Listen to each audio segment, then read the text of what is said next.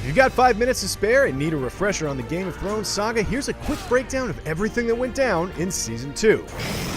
Gather round, for now your watch begins.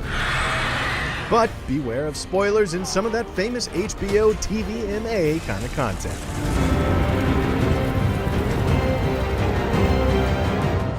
Season 2 officially kicks off the conflict known as the War of Five Kings, with King Robert Baratheon dead, disgusting Joffrey's legitimacy in doubt, and the newly crowned King in the North stirring up trouble. Other would-be monarchs see their opportunity. That includes both of Robert's younger brothers, the humorless, grammatically obsessed Stannis, and the charismatic, lovable Renly. Stannis has two advantages. He's got the stronger claim, and he has a witch. Melisandre, a devotee of the Lord of Light, convinces Stannis' followers that he's a hero of a prophecy called Azor Ahai. And as we see over the course of the season, magic is real, y'all, and she's one of the few in Westeros who's still got it. Meanwhile, Catelyn pays a visit to the Baratheon brothers and tries to forge a united alliance against King's Landing, even as her son Robb racks up victory after victory against the Lannister army. Not only does she fail, she's also blamed for Renly's death when he's stabbed through the heart by Melisandre's shadow demon baby smoke monster spawn thing. Look, she gave birth to it in a tunnel, and Sir Davos, that poor bastard, had to watch. It was weird. Fortunately, Catelyn is protected by Brienne of Tarth, the one knight in Westeros who actually knows how to keep an oath and how to wear stormtrooper armor. Two very important things for a knight. Catelyn returns to the north and charges Brienne with escorting the captive Jaime Lannister back to King's Landing to trade him for Arya and Sansa. Little does she know, Arya is already making her way back home, at least until she winds up imprisoned and working for the cruel Tywin Lannister. She does, however, strike up an interesting relationship with the elder Lannister, avoiding the more painful fates of some of her fellow prisoners. Rat bucket.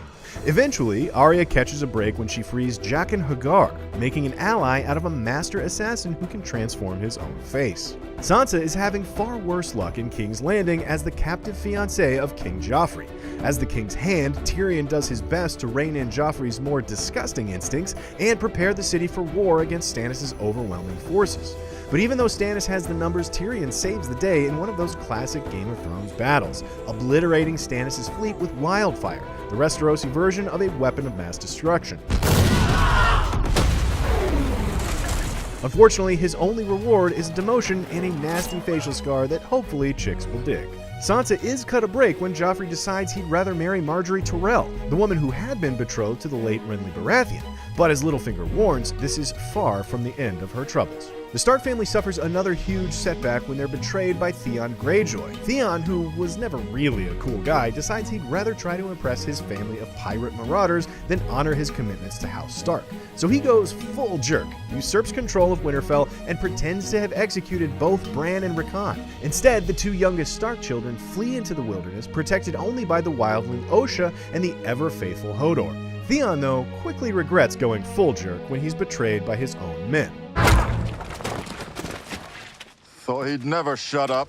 As for Daenerys, who's hanging out all the way over in Essos, she finds that having 3 dragons doesn't immediately make one a contender for the throne. With her dwindling band of allies struggling to survive in the harsh wastelands, they make their way to the prosperous city of Qarth. There, wealthy merchant Xaro Xhoan Daxos offers to bankroll Dany's invasion of Westeros, in exchange for her hand in marriage. But as Ser Jorah reminds her, better to win hearts and minds rather than sell herself to a new master.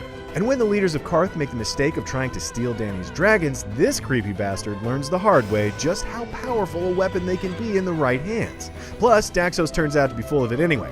And you get locked up in your own vault if you screw with the Mother of Dragons, Daxos. I guess he knows that now. As in Season 1, all this squabbling over the Iron Throne is merely distracting the people of Westeros from the true threat lurking in the north.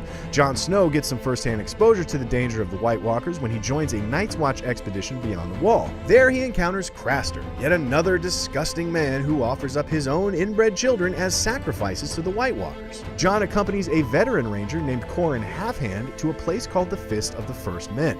Their goal is to assassinate Mance Rayder, a leader uniting the wildlings to invade the land south of the Wall. Instead, Qhorin and Jon find themselves captured by the wildlings. Qhorin convinces Jon to kill him and pretend to defect from the Night's Watch. Even as Jon finds himself stuck deep in enemy territory, a massive White Walker army begins its slow march to the Fist of the First Men, right past Sam Tarly, who gets a very stern look. So stern, in fact, it ends the entire season.